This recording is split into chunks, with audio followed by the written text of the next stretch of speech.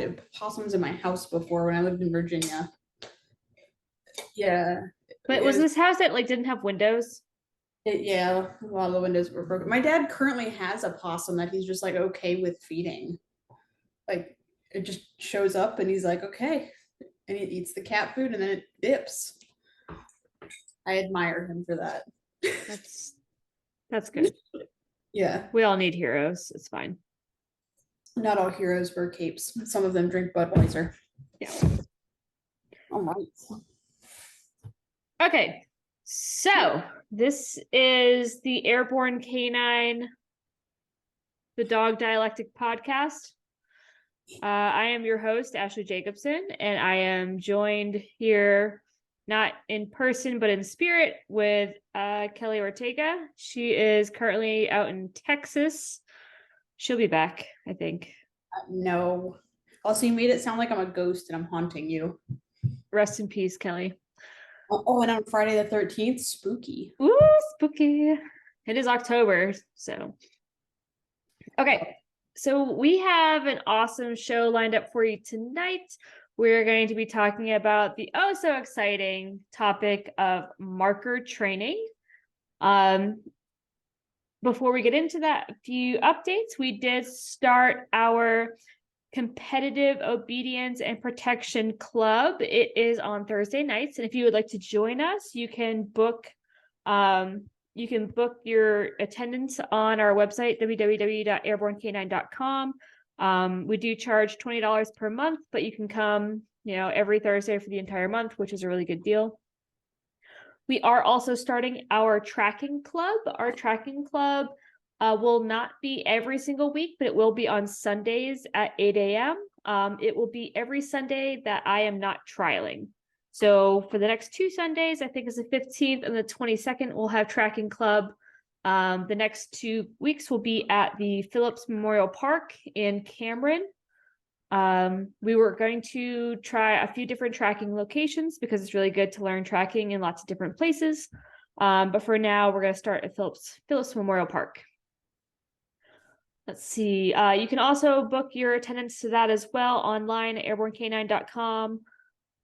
The next few weeks, we have some exciting stuff. I'm going to be trialing twice before the end of the month. So let's see. On the 21st, I'll be trialing with the Doberman Club out in Roxborough, I think. And then on the 28th, 29th, I'll be trialing with the Fayetteville Schutzhund Club. If all goes well for the first trial, I'll be finishing out my GPR1, which means for that second trial, I'll be going straight into the GPR2. But we'll see if that's going to happen or not. Who knows? I'm not going to get a hope. What was that? Snaps and claps. Snaps and claps. Snaps and claps. Not going to get ahead of myself, but I did start teaching Tinky a stand stay, so there's that. I like that you say not going to get ahead of myself, but you've entered him into multiple tracking trials without even really like getting a good. It's just tracking. The worst thing that happens is he goes out and sniffs the ground. That's what you're supposed to do in tracking. If you did that in like the obedience portion of it, it'd be much more offensive. We'll just dress Dakota up as medic and just take her out and tell her to heal. They're both small brindle dogs. No one's gonna tell the difference. They're same. Yeah, they both look the same. That's fine. One's a pit bull, one's a Dutch Shepherd. Same. That's the same dog, right? Like you just interchange them. Let's see. Kelly is officially out in Texas for the near future. She is starting up Airborne Canine in Texas. So watch out, all you other Texas dog trainers. She's coming out to steal your clients. Don't make me enemies. I just got here. Central Texas. Yeehaw. Texas most highly rated dog trainer now. I'm in Central Texas. I'm near Killeen. Technically, I'm in Copperas Cove, but Killeen is the closest city. Yeah. Fort Cavazos, formerly Fort Hood. Did you reach out to that PSA club yet? I did. I've been talking to him. Ooh, how's that going? Talking. I just kind of told him that it's gonna be a little bit before I can come up, but it's only 40 minutes away. Dude, that's awesome. That's so convenient considering how big Texas is. Yeah. I'm just like, honestly, I'm just at a point in my life where I'm like, I cannot add another activity or I will be having like a mental like It's breakdown. not like you're working. I'm about to be, but if I move my chair, you can see the couch behind me in my office is just shit. Well, Everything. whose fault is that? You need you need dog training activities. I need a bedroom dresser so I'm not pulling my sweatpants out of a box. Oh my God. I threw What away the my hell was Brendan doing the whole time you've been down there? chilling out. Of course he was. You need to get back into doing dog training stuff. Of dog training stuff, let me put my phone on do not disturb so I don't continue getting text messages because that's going Yeah, to be that was loud. sorry friends. Sure, I'll put it on sleep. uh, don't forget Airborne Canine Shop. Our pro shop has all of our favorite stuff, including the treat and train supremacy. You're welcome. Love the treat and train. I got Kelly a treat and train for her housewarming present. Oh my god, I love it, but the scooter I think has like a learning deficiency. Um, because like I've had him for a while, right? And like marker training has always been like weird for him. Like he'll learn to do tricks and stuff, but marker training's always been weird.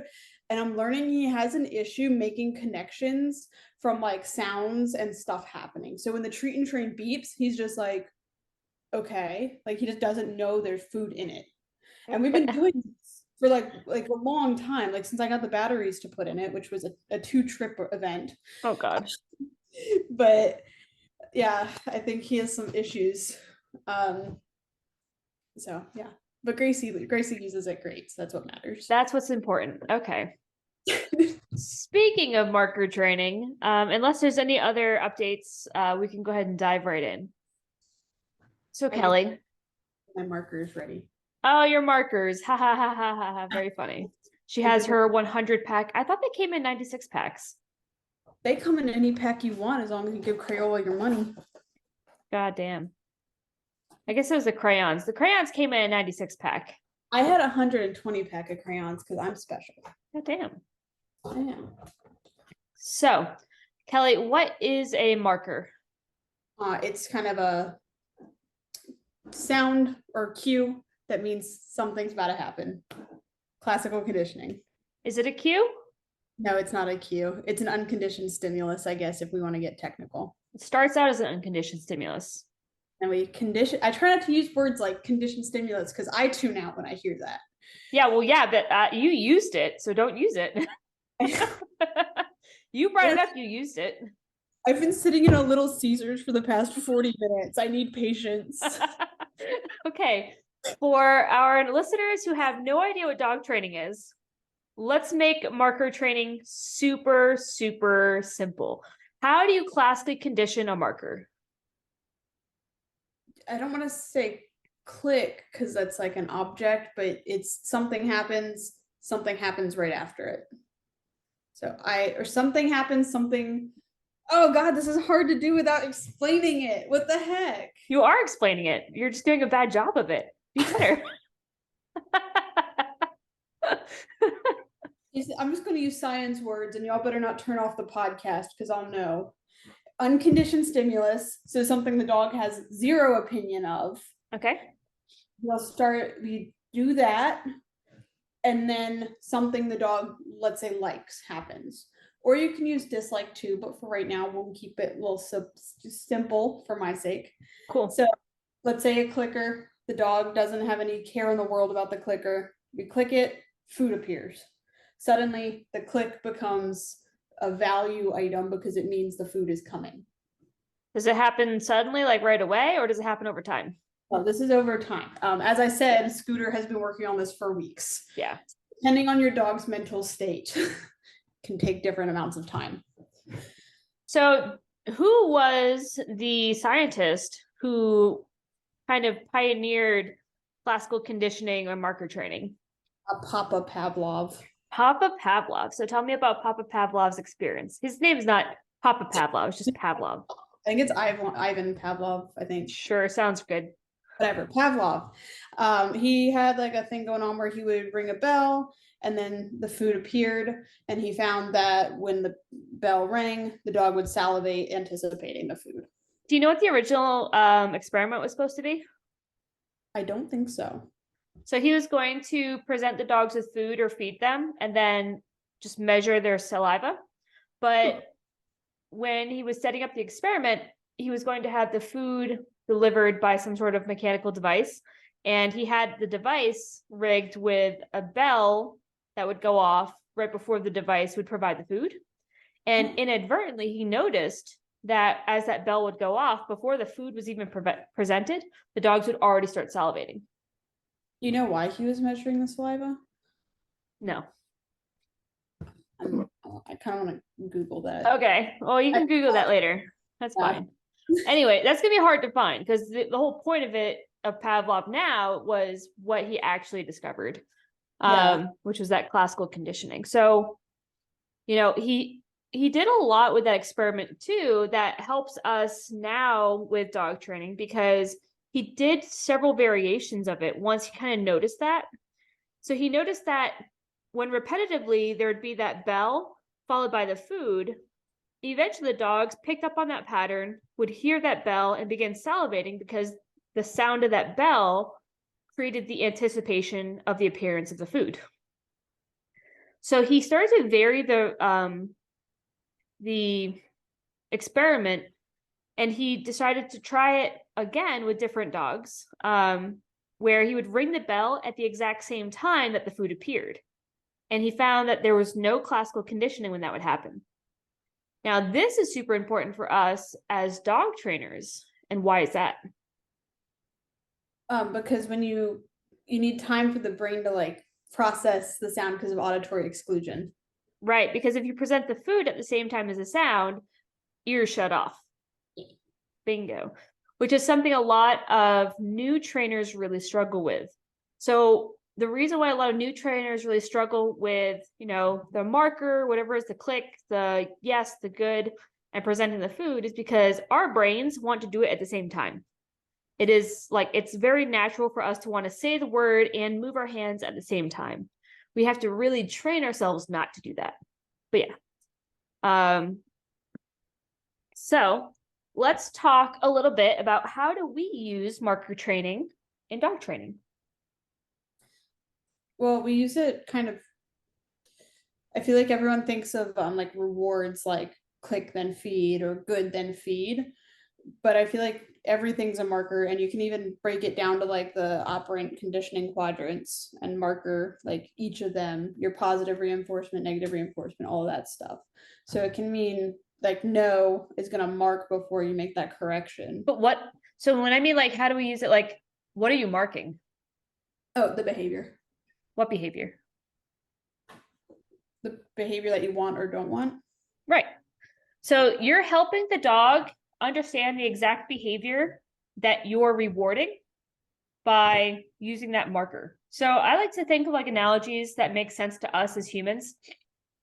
So when I was doing courses or classes online and you had to take an online quiz or a test, you know, maybe it's like 100-question test and it takes you like an hour and a half to do it.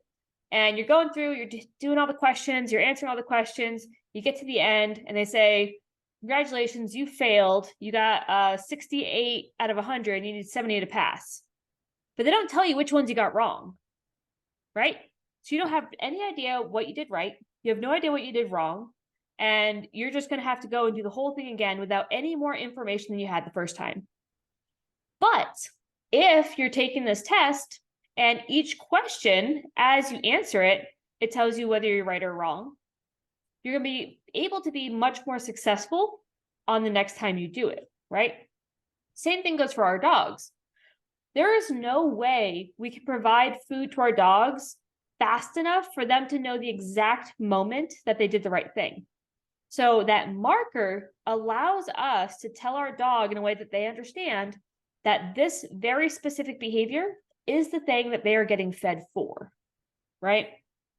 This is going to be, you know, it's really easy if my dog puts their butt in the ground for me to reach in my pocket and give them a piece of kibble.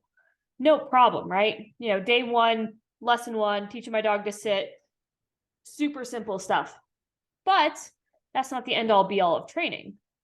if we don't embrace marker training at these super simple fundamental stages, we're never going to successfully get to very, precise, complicated, or, complex behaviors. So that's why the marker training has become such a huge part of dog training, is because it helps us communicate to the dog the exact thing that they did that got them that treat, that cookie, that kibble, whatever.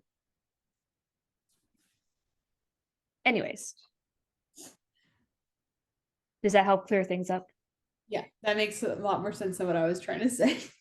Well, you're getting into the nitty gritty, and we are going to totally get into some of that more in-depth stuff for sure. I mean, we still have another hour and 15 minutes to. It's been a while since I've had a pop quiz. I got used to the pop quizzes and now I'm out of practice. I know. I have to keep you on your toes. It's gonna be a painful episode for me, for sure. Yeah. Ugh. So for our marker and classically conditioning, right? When we talk about classical conditioning, what is classical conditioning? Isn't it just taking an unconditioned stimulus and a conditioned, or an unconditioned stimulus and pairing it with an unconditioned response, making it conditioned response? Yeah, we're creating a conditioned response to a stimulus. I'm glad you struggled on that too, because when I hear too many stimuluses, yeah, and responses, I'm like, I don't know what I need to draw this. Right. So we're taking something that originally has no meaning to it, no purpose, no like response from the dog, and we're making the dog have a unconscious response to it. Either the sound makes them feel good, the sound makes them feel bad, the sound makes them feel hungry, the sound makes them excited, the sound makes them anticipate something, right? And like I said, we talk a lot about using, the markers to mark good behaviors, but we can also use it to mark bad behaviors and, let them know that something unpleasant is coming, not just treats. But first, we're going to focus primarily on the good stuff, because that's where the majority of learning happens. So we use classical conditioning to have our dogs respond to the sound of something and think, oh, good, something good is happening, something good is coming, my food is coming, my toy is coming, whatever, mom's going to pet me, whatever it is that my dog's expecting. But we have to condition the dog to expect that. Okay, cool. So what sounds do we use as our markers? Like us personally, we use like the clicker, click, good, and yes. You're talking about just good markers, right? Yeah, or like for now. Markers. Okay. But you can use anything. Yeah. So what's the difference between like good and yes? Yes is like a release and get your reward. Good is like a continuation marker, which I feel like with sport dogs we eventually kind of turn into like not a reward every time, but for pet dogs, good, reward, keep sitting. Yep. Yeah, and it can definitely get more complex than that. I think there's a lot of value in having your dog be able to understand more complex markers, but you can change the meaning of the markers as you go forward. So when we first start training with the dog, we like to have a 1-to-1 reward ratio, meaning for every single time the dog does behavior we like, they get rewarded for it. Over time, we don't have to reward for every single behavior. And similarly, we can also start to use continuation, no reward marker, meaning continue doing the behavior, but you might not get a reward for this particular marker that I'm giving you, right? So, if my dog sits, I can tell him good, which means I might give him a treat and he has to stay seated. Or my dog sits and I say yes, which means he can get up and come get his treat. At a certain point when my dog is, experienced enough, advanced enough, maybe my dog is in a seated position, he's in a sit stay, and I'm on the other side of the room, and there's some type of distraction, he ignores it, I can tell him good. But it doesn't mean I have to rush over there and give him a treat right away. It might means, hey, you're doing the right stuff, you're making the right choices, keep doing this, stay on this track, and I'm going to get you your reward eventually. So there is the benefit of having those complex type of reward systems. You can even go further to have 2 different types of termination markers, meaning your release to reward. I'm a huge fan of training with what we call indirect reward. An indirect reward would be like if you have a bowl of food in the middle of the room, right? And my dog is in the heel position and is looking at me, and I say yes, which allows my dog to leave me and go to get his food. So my dog, or the treat and train, exactly. So the treat and train is a great example of the indirect reward system, right? Once my dog provides me the behavior I'm asking for, i.e. a nice attention heel, standing next to me, looking at me, I mark that reward with a yes, and that can release my dog to his reward. But if you're in the wonderful sport of PSA or some other great sport where they have toys and balls and all sorts of fun treats and goodies all over the ground, you don't necessarily want your dog repetitively getting released to go get things off the ground. Did I just hear medic? I think. I don't know. I didn't hear him. I thought there was a wandering. Yeah, there's a bunch of dogs walking around here, but I did trim all their nails right before this, so you won't hear them. But you can differentiate with your dog whether the reward is with you or away from you. So you can have like, yes, be reward from me. So whatever I'm holding, you can have, or get it, meaning go get the toy that is set out for you. I definitely wouldn't do like a get it if I'm practicing for a PSA level 1 routine where there's toys all over the ground and just have him go nuts picking which one he wants. That's a no-go. But if I specifically have a toy set out for him and we're training with the intent that that toy is going to be his release reward, then I can use it in that instance. But yeah. So what else do you think people need to know about marker training? It's not an attention getter. Yeah. God, it sounds like you're calling people out, Kelly. I'm not. No, I'm talking of. I've actually all the way back to my pet store days. Go listen to the last episode if you haven't. Catch the hell up.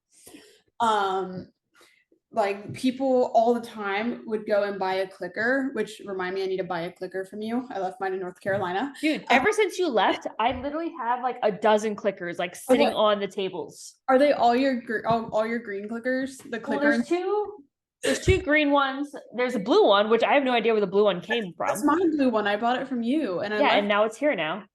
You can order it online, by the way. Oh, have you seen our pro shop? You mean through the Airborne Canine Pro Shop? That's the one. I'm gonna check it out. Yeah, but I got the red one. I think I have a yellow one. I think I have one of every color, but I have 2 green ones, so I know that. Inception. Yeah. Anyway, all the time people would buy clickers and I would watch them go off the shelf. I would watch them come out of the package and their dog would be like, I don't know, looking at some fucking bus accident or something. And they're going, they're sitting there going, I know. And like the dog doesn't give shit. Like he's like, okay, that's weird, like whatever. But there's no like value to that sound. And or what's better yet is once you've been training with them and training with the dog and you've classically conditioned the dog to have a very positive response to it, and then what does the client do? They use it like a TV remote. Yeah. It's TV remote. Oh my God, that's such a good job of getting my dog's attention. When he's being bad, I just click it and he comes to me. I'm like, you're rewarding the bad. You're making the bad good. Exactly. So the marker is intended to identify to the dog the exact behavior that we want the dog to do more. Yeah. I know we did a short overview of what operant conditioning is, but when we talk about positive reinforcement or any type of reinforcement is just making behavior happen more often. And our clicker is just that bridge to that reinforcement. Oh, who is that? That was Tinky. I thought that was a Daria. No, that was Tinky. Shut up, Tinky. My dear sweet Tinky. Um, Gosh, Tinky interrupted my train of thought. I know. Big dog, put him down. I guess like, oh, let's talk about like why we use the clicker and the words, because I feel like a lot of people think of clicker training as just like a trick training thing. Like, oh, it's a trick. My dog responds to a clicker. Like people I don't know. But the benefit of the clicker is that like my voice, if I'm having like a bad day, or maybe I'm sick, or maybe I'm like out of breath or something, and I'm going good, I'm going like good, good, good, good, like it's changing tones, it doesn't sound the same every time, whereas the clicker is the same every single time. Yep, exactly. Yeah, that's something I really like. I have a lot of clients who kind of struggle with too. When I explain to them, like, the dog doesn't understand that when you say good, when you say good, that those are the same word. The dog doesn't get that. To the dog, those are completely different words. So, it helps to have that clicker because it forces you to be like have it be the same. Yeah. Yeah, we're talking about how the voices change when you're rewarding. It's like good, good, good. And I think another thing clients struggle with is they say good boy or good girl or good Fido, whatever, like compulsively. So it just really clears up the like, don't do that. Yeah. I mean, it's not just clients. I mean, that's the main reason why I use a clicker is because I have no control over the shit that comes out of my mouth whatsoever. I'll be like, and all sorts of crazy shit. And yeah, my dog's like, did I do it? I get word mix up, and then I'm like, heel, no, yes, no, good, no, dog. Yeah. Oh, I work much better with buttons and clickers and e-collars than I do with the words that come out of my mouth. You just need like a whole like row up your arm of heel, down, sit. Exactly. Oh my God. Did I tell you that Tinky's recall is getting a lot faster? Is the whistle helping? Are you doing whistle with him? Yeah, we're doing some whistle stuff. But as his recall gets faster, his aim with his recall gets worse. Are you recalling into a heel? Yeah. Them like, what do you mean by his aim? He ran straight into my kneecap. Oh, Full send. could he be anticipating the front? I think it's the same issue he's been having with his bite work. Oh, where he's just going for the biggest mass. Where he's just body slamming. Yeah. Like, I think his face was in the right place, but then his body hit my knee and like hyperextended it. I wonder if you use like a position tool, like a bowl or something. When you recall. Well, the thing is, like, I'm trying to really increase that intensity. And I feel like if we ask too much precision, it's going to slow him down quite a bit. Which is exactly what happened in the first place, because we focused so heavily on that front position that he's coming in nice and slow to get a nice clean front position. You could always do like a varied kind of reward thing where you've got behind you, reward with you. Sometimes it's into the heel position, sometimes it's out behind me. Yeah. Well, it's essentially what we're doing. Oh, well, good. I guessed right. You're so smart. That's why you're so good. All right.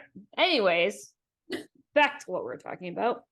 On the dang track. I don't know if we can get 2 hours worth of conversation about markers. I can get 2 hours of conversation, markers or not. Yeah, this is where things start to fall apart, folks. If you're still with us, get ready. It's Margaritaville 24/7 out here. Actually, I have not had a margarita today, so you should be very proud of me. I've been going to bed early, so you should be proud of me. I've also been getting up at 2:00 in the morning for the damn puppy. Oh yeah, you get that now. Not anymore. She done. She went home good. today. Aw, were they happy? Yeah. They seemed like they'd be really happy. Yeah, I had both the clients were really great this week. You're welcome. Yeah, you did great. So it's awesome. So like last night, like nobody showed up to club, and all my club members, because I know you listen to this podcast, shame on you, except for the 2 people who did come last night. Good job. I did notice you didn't send out a poll, so That was your job. that was my. I'm not even in the club. You're still in the club. I am 18 hours away from you. You hear this? Kelly is negligent in her duties I am in a different time zone. It's 9 as o'clock. poll creator for the club. That is her official title. Oh my gosh. Yeah. Oh my goodness. But no, Jack's dad came, and our new club member who wants to do bite work with her chihuahuas, which I am so excited about, but it's going to be a very slow road. Just show up with Dante and have him be perfect on the first try and act like you trained it. Didn't you try to do like flirt pole stuff with Dante before? No, I was the flirt pole. Yeah. He likes flirt pole stuff. I don't know if we mentioned it on the podcast before. Dante is like Ashley's psycho chihuahua that will like literally murder anything. Yeah. I tamed that dog. I You fixed him? I behavior modded the shit out of that dog. You cured him forever? I fixed him. At He least hasn't tried to bite anybody else. See, I fixed him. That's because I live alone and I live a sad, lonely life. Okay, but I'm impressed with the fact that we were best friends at the You guys end. are besties. I'm surprised that you didn't take him with you. I was gonna. I'm about to steal my father-in-law's dog. I want Bobo. God. I want that freaking dog. I'm gonna get a bicycle and I'm gonna put a basket on it and I'm gonna train that dog to ride around with me. And What I'm about Dante? Dante, I might get sued over. Bobo has, I think he has Down syndrome, so I don't think you can be mean. That's offensive. No, I think like they actually did like like there was something that the vet like tested him for. I didn't know it was a thing. I don't know. This is all hearsay. Okay. But I'm pretty sure they did like find something wrong with this dog. You'll have to meet it. Okay. Oh man. So cool. So like, all right, markers. Markers are awesome. Markers are so good. Like I'm thinking about all the things I've been doing with Medic lately, with Tinky, and like how markers are so helpful. So like, for instance, something simple, A-frame, right? Dog goes up one side of the A-frame, dog comes down the other side of the A-frame. Pretty simple behavior. The problem is a lot of issues that dogs have with the A-frame is they like to yeet off the top of the A-frame. So what you don't want to have happen is your dog can get seriously injured. So what you want to teach the dog is that the goal of the exercise of going over the A-frame is to hit the contact point, which they have in like agility A-frames, but they don't really have in like Schutzhund A-frames. So when we're using our markers, you know, when your dog is zooming up one side and zooming down the other, you can specifically pinpoint the exact moment your dog's feet touch the contact point at the bottom of the A-frame. Now I'm going to blow your mind a little bit. Have you heard of a clack clack? Yes. Okay. I've been looking at these. Yes! I've been researching them because I saw it on Facebook and I was like, what the hell is this? Yes. I do know what a clack clack is. And that is amazing. So I was thinking about making a clack clack. You know that work we were doing with the position box with Medic and the Revere? Yeah. Instead of just using a regular position box, using a clack clack, but making my own clack clack clack. So it'd be like 2 boards with like a spring at one end. And so they'd be clacking up against each other every time he would bounce and bark. As long as he doesn't pinch his little toe beans. No, he won't pinch his toe beans. But yeah. But you're talking about the A-frame for the markers. And I think like even just like basic stuff like the heel.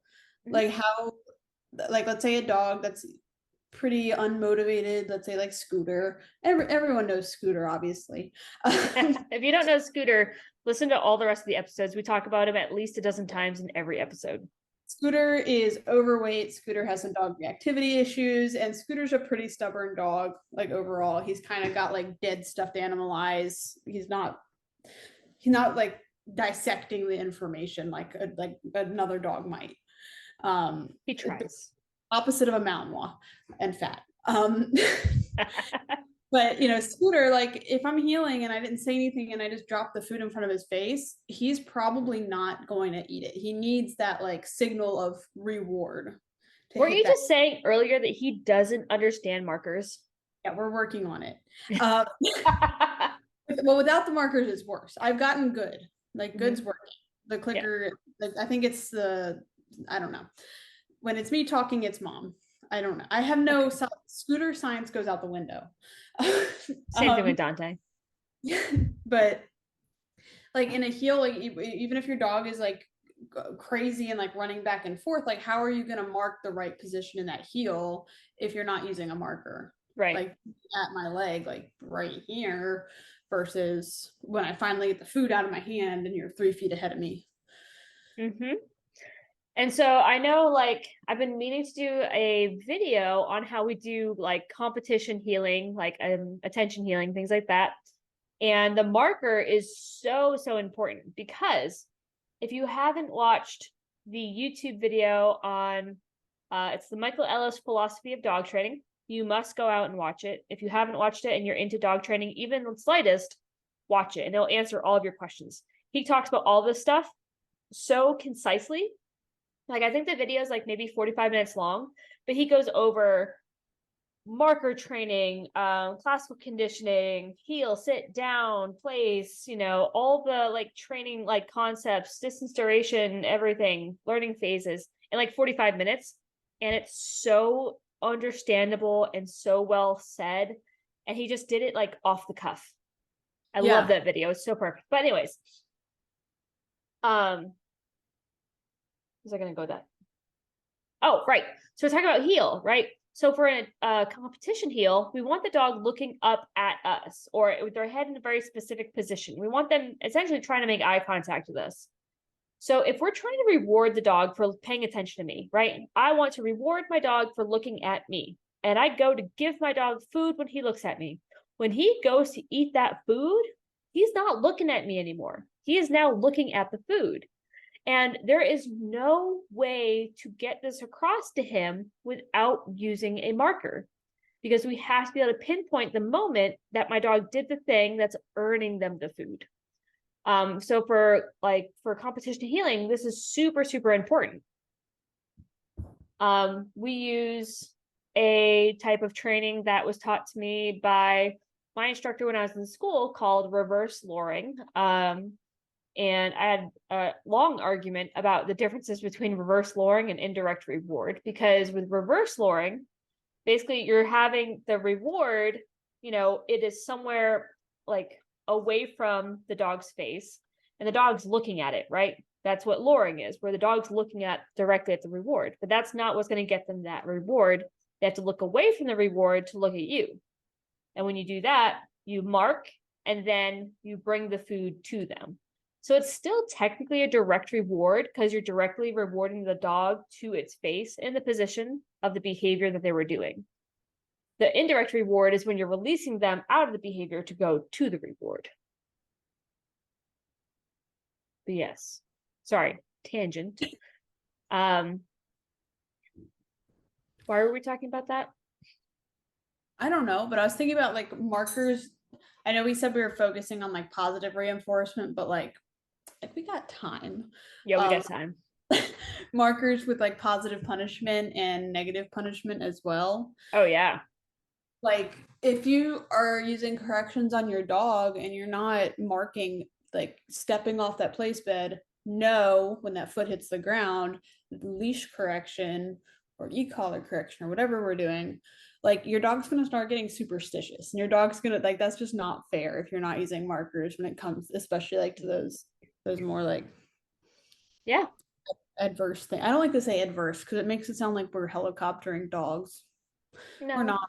Don't helicopter your dog. Hey, I mean, when you get into the car and your seatbelt alarm is going off, that's aversive.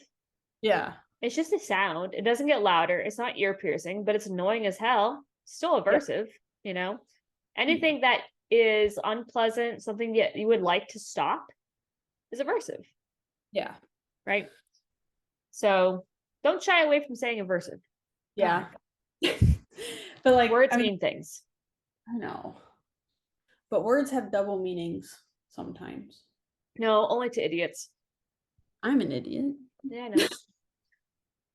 I know. So I did see another video by Michael Ellis, and it's so funny because like when I saw this video, I've been doing dog training long enough and so like obsessed with it that I learned everything I possibly could as fast as I can. And like I thought I had a really good grasp on like markers and, using positive markers and using punishment markers and everything in between. And I watched this video saying that you have to have different punishment markers for positive punishment and negative punishment. And for those of our listeners who don't know the difference, positive punishment would be like if I gave my dog a leash correction when they made a mistake, or if I used an e-collar correction, if they did something wrong, they jumped on me and they got a correction for that, whatever, right? Negative punishment is if I'm withholding something or I take something away. So I listened to this or I watched the video and I'm like, oh my God, that makes total sense. I should have been doing this. I hadn't been doing it. And I'm like, yeah, I have to use two different punishment markers. But now I'm like, I don't need to use two different punishment markers for positive and negative punishment. But I have to know whether or not my dog is performing a behavior in anticipation of a reward. Yeah.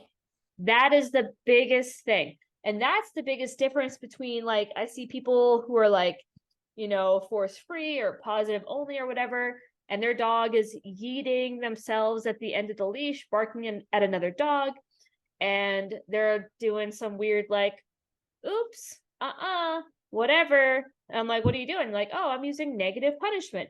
I'm like, you're not withholding anything. Your dog is not expecting anything from you in this moment. You're like, talking to yourself. Yeah. Like you're not punishing your dog because your dog is not realizing that you're withholding anything. But if I have Medic out in the field and I point him at the A-frame and tell him to go over the A-frame and he goes over the jump instead, the reason he went over that jump was because he wants his ball. Yeah. But because he went over the wrong obstacle, I tell him, no, you're not getting your ball now. And he looks so poopy faced. He's like, let me do it again. I will do it better. I think we've talked before, maybe not on the podcast, about how like a high driven dog, that negative punishment can be even more adversive than the positive punishment. Oh yeah. When you got that jolly ball on the field. Oh yeah. That's crazy. Oh my God. So I was at club the other night and God, I hope he doesn't listen to this. I had asked Jer Bear I had asked Jer Bear what I should work on. Yeah, I was looking for some, hey, you've seen me training out here, you've seen where my dog's at obedience wise. What would you recommend I be working on at this stage with him? And he's like, oh, I'd be doing this, with a toy reward or whatever, and put him in the down and kind of hold it out in front of him as you kind of walk away, not too far. And I asked him like, so do you think I should have a high value reward or an extremely high value reward? He's like, let's just go with high value, not like Jolly Ball. I'm like, okay. He knows Medic. I love it. Jer Bear is Jerry Bradshaw, for those of us just tuning in and not realizing the rude way we refer to the executive director of Protection Sports. And the training director of Powerfield K9. Yeah, are you going to go through the whole intro? Can you do the intro for us? Oh, no. Oh, God. Okay. It's been a while since I've listened to his podcast. Can you do like the intro to the intro with like the music?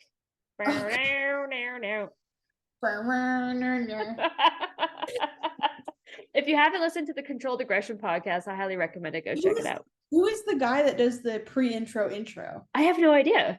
Who is this man? Maybe he paid for it. Maybe he hired someone. I don't know. On next week's episode of the Dog Dialectic, we will get to the bottom of this. I can just ask him when I go to club tomorrow. Ask him. Be like, do you play the guitar in your intros, Jerry? What are we talking about? Uh, Jolly Ball. I don't. oh, you're talking about how that negative punishment can be more aversive. Oh yeah. There's something else I want to talk about. I can't remember what. I don't know. I did realize I have to buy new business cards. Yeah, you do. This whole 3/4 of a box say Fayetteville, North Carolina.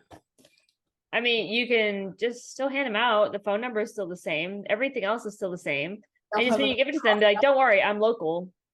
They're all missing a cut out of them, a little notch. Hey, it's, stylistic. Stylistic. It's easy to grab for the elderly.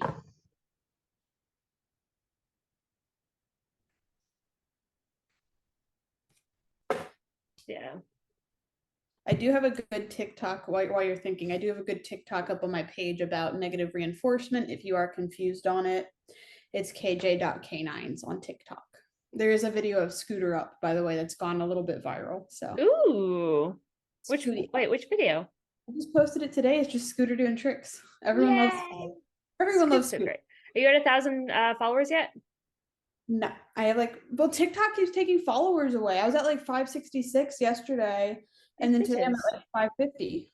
Like they just keep knocking my followers down. I have no idea how I got so many followers.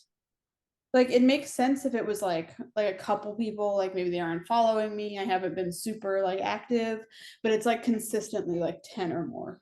So I think they're just deleting spam accounts. Why don't you just go follow a bunch of people and then I'll recommend that they follow you back? Well, it's smart, but that takes effort. I'm pretty sure that's what I did. You follow everyone that follows us on Instagram. Yeah, I try. So if you follow us on Instagram, I always follow you back. So I don't follow us on Instagram. I don't follow back. I'm sorry, but you can follow me too. Man, no, I had something in my brain that I wanted to get out of my brain, but now I can't remember what the fuck it was. I'm trying to give you time. You're trying. I'm trying so hard. But I don't want to tip my tongue, but it's gone now. I don't want to leave big empty chunks. It's okay. I'll come back to it. Now I don't know where to go from there. I mean, I feel like markers are pretty you down or you're not down, Yeah. So there's a whole bunch of different types of markers, and you can get as complicated as you want. There are people who get crazy complicated with their markers, meaning I know how we said hey, we have markers that say reward on me, meaning I have the ball in my pocket and I'm gonna pull it out of my pocket and give it to you, or reward away from me, meaning you can go get your reward that is over there. But there are people who go crazy, oh, reward behind the back, reward to the left, reward to the right, reward through the legs, reward, I don't know, do a backflip. I don't know. But you can get as creative and as extensive as you want with it. I think for my dogs, context has been huge.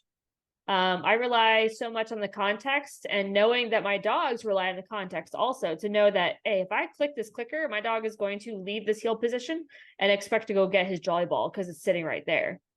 Even though one click is supposed to mean continuation marker, but if that jolly ball is not there, if I click for him, it is a continuation marker. But if the jolly ball is in play, one click means bye, bitch.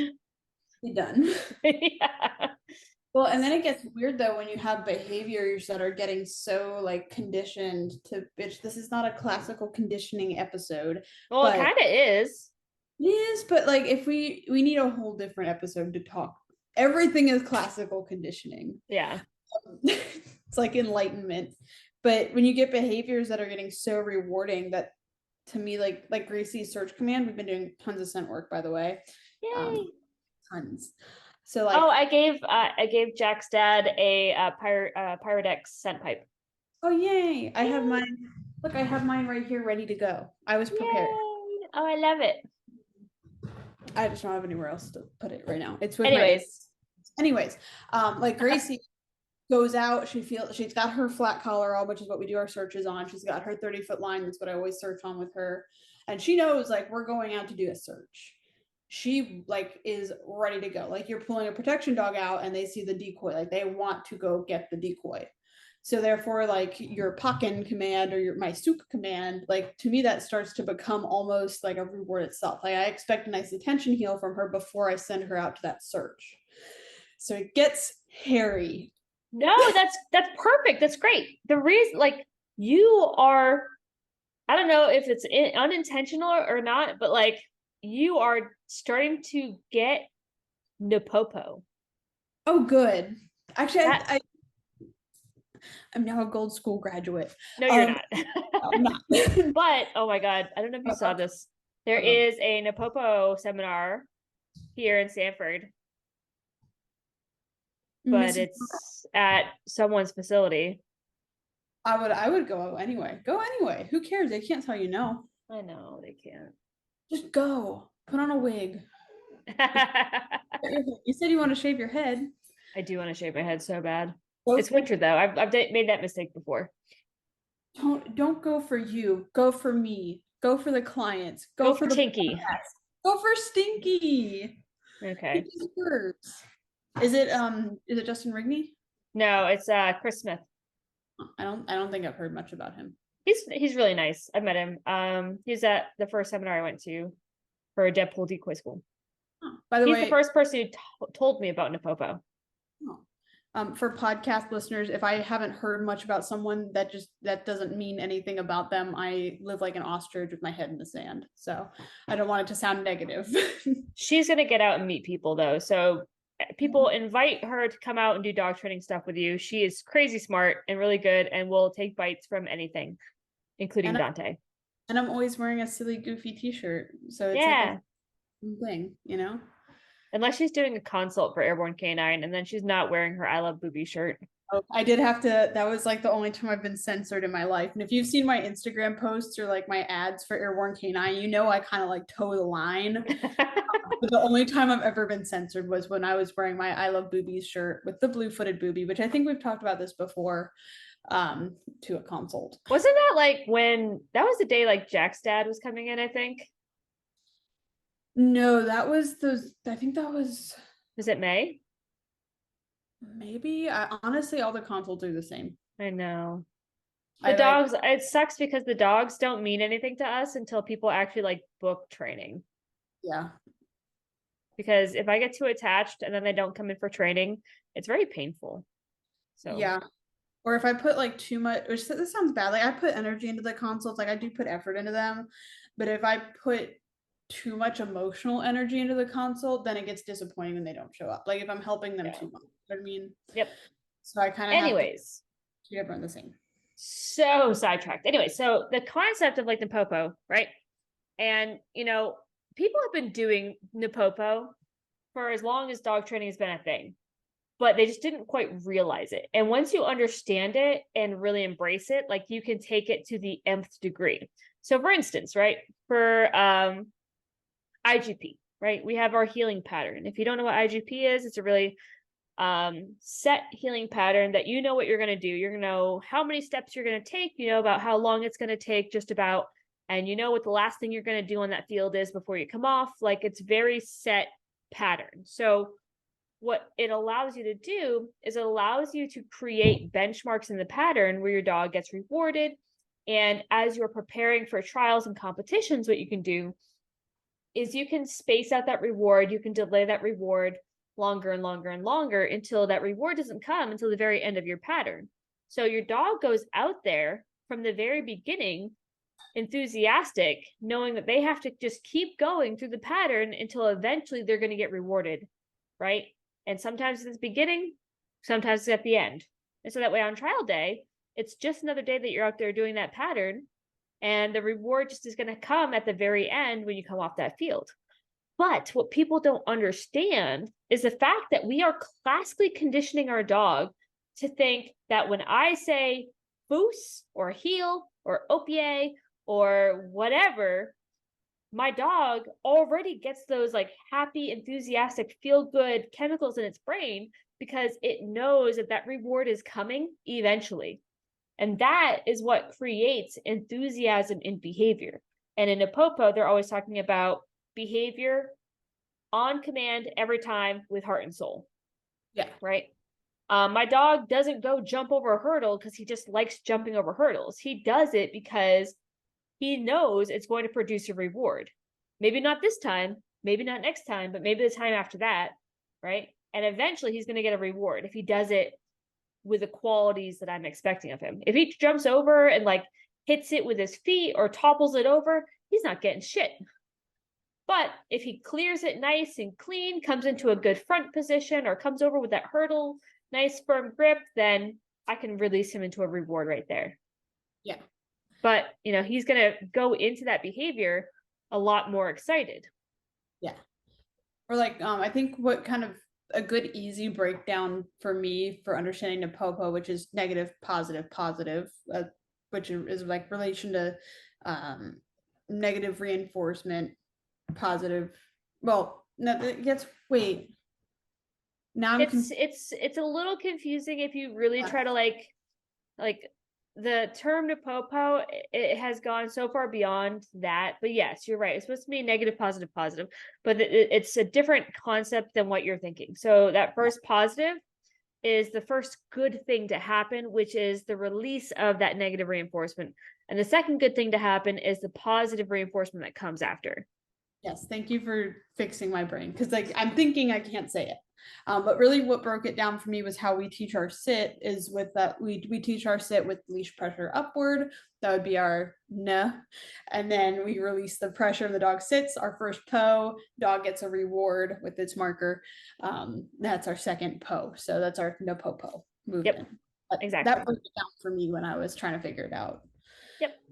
I wonder if you go Napopo is very good for learning how to do like build very intense behaviors using e-collar, which is why I've always been super interested in it because I feel like e-collar is probably the area that I am least proficient. So I feel like I'm learning with my e-collar. Like I've learned a lot with Gracie with my e-collar. Like it's just like you have your like reward marker, right? When we're having the dog use it with like context, or your no is used with context as to like negative punishment, positive punishment stuff. I feel like the e-collar, like you have so many contexts for it that makes it hard to explain, right? Yep. Like that's why it's so confusing to people. It's kind of like something you just start feeling. You feel the power. So like so when I first started using the e-collar with Medic, I was still like early in my learning journey, and I used it the way I had learned to use it with pet dogs. It wasn't until I went through a couple seminars that I really started to understand more about Napopo. I still do not know much of anything. I'm barely scratching the surface of it. But one of the important things that I learned was to classically condition that wearing the e-collar is heavily rewarded.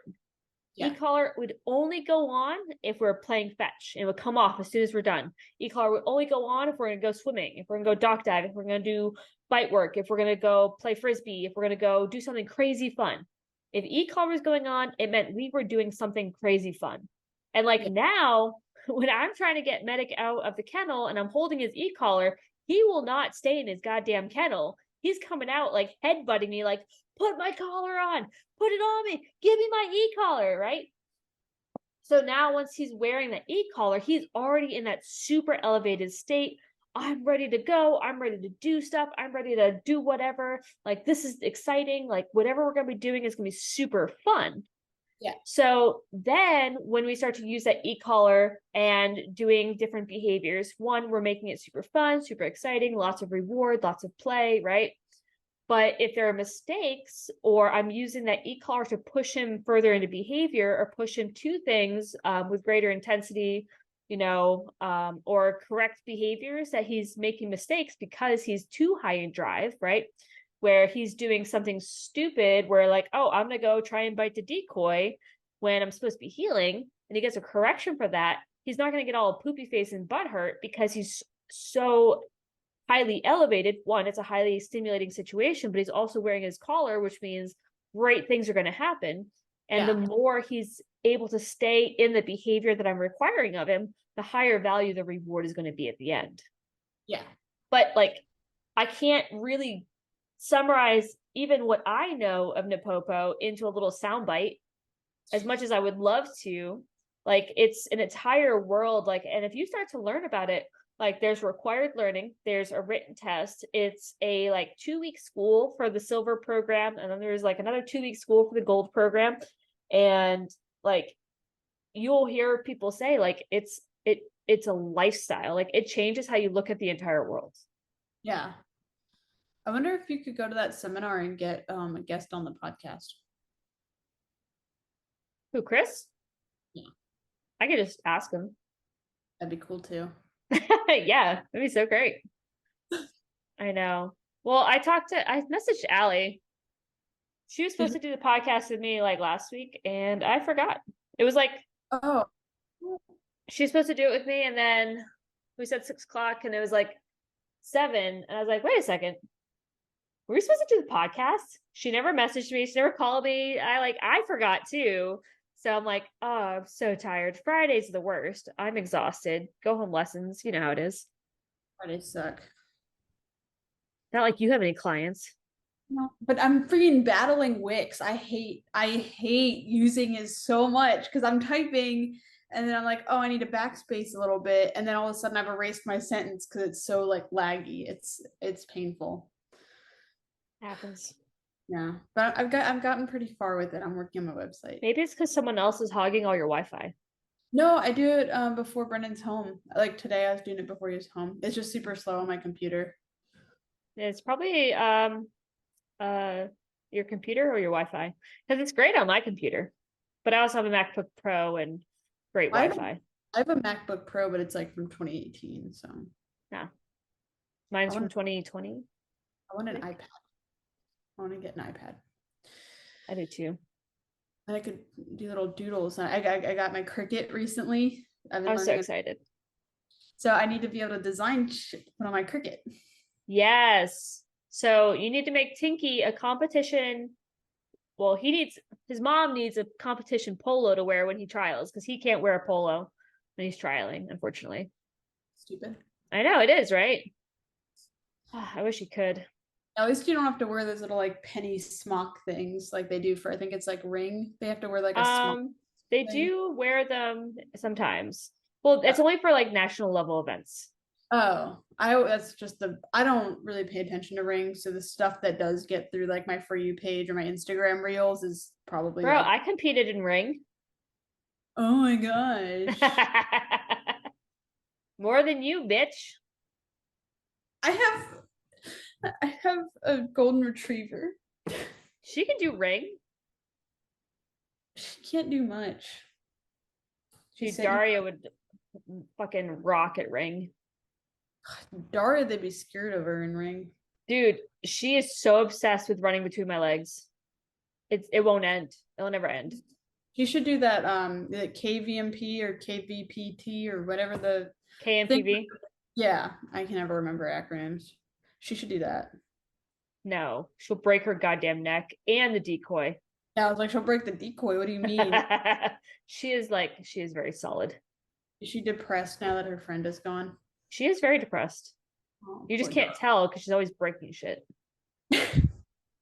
Gracie's tail has been wiping crap out right now. Daria's been eating the roof of her kennel. The fucking 6-foot roof of her kennel. Oh, well, I would say no more roof, but then you're gonna have a free range Daria. No, I don't think she can climb anymore. I think she grew out of that. She was able to climb when she was like 9 weeks old, but not since then. Thank God that dog has good like friendly genetics, because I'd be like, we'd be screwed if you had to behavior mod her. Like if she was a client dog and they were like, she's bitten 6 people, I wouldn't take it. I'd be like, put it down. Yeah, I think Daria's bitten about 6 people. On purpose. Yeah. On purpose. With joy in her eyes. Although I feel like Dante sometimes does it with joy in his eyes too. Stop flexing on the camera. My biceps look huge right now. Look at them. Jesus. That's crazy. She's jacked. I love it. All right, we're getting way sidetracked anyways. Okay. Last call for anything marker training, marker conditioning.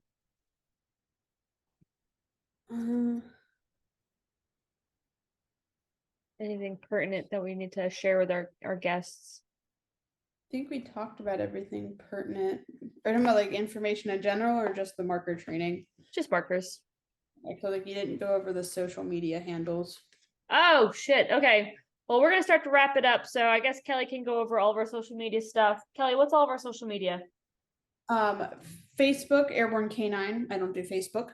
Instagram, Airborne Canine, KJ.Airborne Canine, Nerdy Dog Trainer for Ashley, Kelly Ortega for Kelly, me.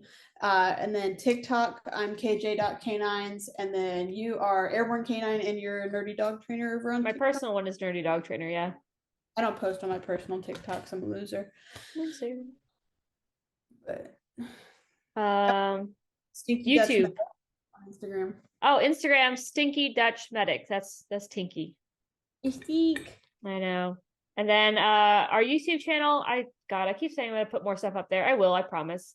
The weather's getting a lot nicer, and I don't have a whole lot of clients lined up, thankfully, on purpose. I always say, like, I just want to train one dog at a time. Just one dog at a time. And so if it's slow, I'm happy as can be. I was about to say, like, there's no way you don't have clients because I get your emails as well as my emails, and I get all your text messages over the emails.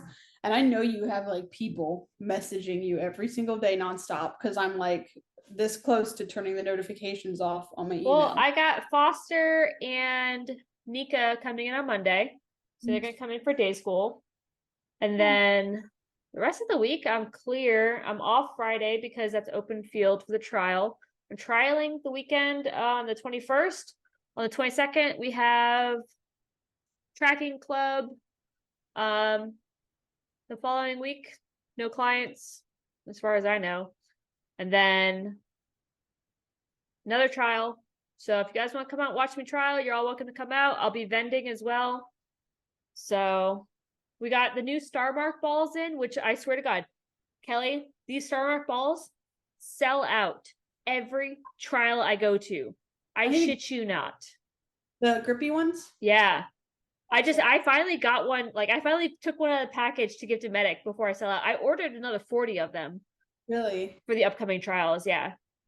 So if people aren't able to make it out to a trial where you're vending, where can they also shop these amazing items? You can also get these amazing items on our pro shop. So check out our pro shop. We've been selling a lot of stuff. I got another order for can curtains that's going out as soon as I paint them. I just got the paint for them. So we custom designed all the can curtains. So if you're looking for specific colors, you can tell me the name of the color you want. Or you can give me a picture and I will do my best to color match it. And I go and I get custom colors and I can do designs to a degree. I try to be artsy. I'm not super artistic, but I do my best. So I can make you stencils and UPS them too. Oh shit. Yeah, that works. Make me Airborne Canine stencils. I could do that. I can get some stencil stuff. Yeah. And I did have a couple people on Facebook asking about maybe doing a bulk order for the Star Mark balls. I told them to email us at contact. Yeah. So if you're wanting to do a bulk order of anything on the pro shop, shoot us an email and then we can kind of work through pricing and stuff like that. Yo, I got you. I don't know if they ever emailed you. It was some biothane maker. Yep, I can totally do that. But the option's out there. Yay. Yeah, I just saw that we have a bunch of Facebook messages I didn't respond to. Good horrible. Thanks. I'm bad at social media. That's why you do that. I have my phone. You call my phone. You message my phone. Text message me. 919-205-8255. Goes directly to me, the owner, train director of Airborne Canine. And yes, I do answer the phone. I know it surprised Kelly the first time she called me. She's like, oh my God, the owner of the business answered the phone. Like, yeah, I am the business. I don't have a secretary. That's schwack. Unless it's just Tinky. Someone answers the phone, you just hear like heavy breathing. Someone chewing on a Star Mark ball. Screaming. All right. Daria's outside terrorizing the neighborhood. So I need to go wrangle her in. Toddler missing somewhere. Yeah. Small children. No, that's when Dante's outside. Poor Dante. So I shit you not, like I was gonna be boarding my dogs one time. They had a little questionnaire, and like this questionnaire was like detailed. And I'm like, I was trying to board a lot of dogs because I remember like I filled it out and like wrote down all the answers, and I had like a fucking book that I wrote answering all these questions. It was like, how much does your dog eat? What time does your dog eat? What's your dog's favorite treat? What does your dog like to do in the evenings? What does your dog like to wear? What's their favorite color? I'm like, it's gray. They can't see color. It's fine. But Photo outfit. yeah. So like they're like, what's your dog's favorite treat? And I seriously put down small children for bro. Dude, I'm about to hit freaking, you know those electric fence lines they put at the top of cow fences so the Yeah. cows don't. I'm about to put one of them on my fence because there's this kid on the fence behind me that climbs up and stares over the fence and yells at our dogs. And like the dogs in their yard bark at our dogs, and he tries to get them all barking. And I'm about to put an electric fence wire up there because like the Do mom's it. out there and I'm glaring at her because I'm just trying to enjoy my backyard. I'm about to What electrocute type a of fence is it? It's a big wooden 6-foot privacy fence. He is scaling this thing. So bro, okay. Put the wire up there. You don't actually have to electrify it though, but then put up signs that says electric fence. Yeah, I need to do that. Yeah. Because that kid's gonna fall in my yard, and while my dogs are friendly, he's gonna break his little ass neck, and I don't want to deal with that. And then Gracie's gonna jump on him and mom's gonna sue. Yeah. Oh, absolutely. And I mean, it's not good for Scooter's reactivity either, though. Like, I mean, the Yeah. resource, or I mean, the barrier aggression, not good. Not good. Nope. He's sad. Bruh. All right. I think that's all. You got anything else? I have questions for you after the podcast. All right. That's it, folks. You don't get to listen to our sidebar. Sorry. Sorry. All right. Go out, train your dogs, have fun, and enjoy your day with your dog.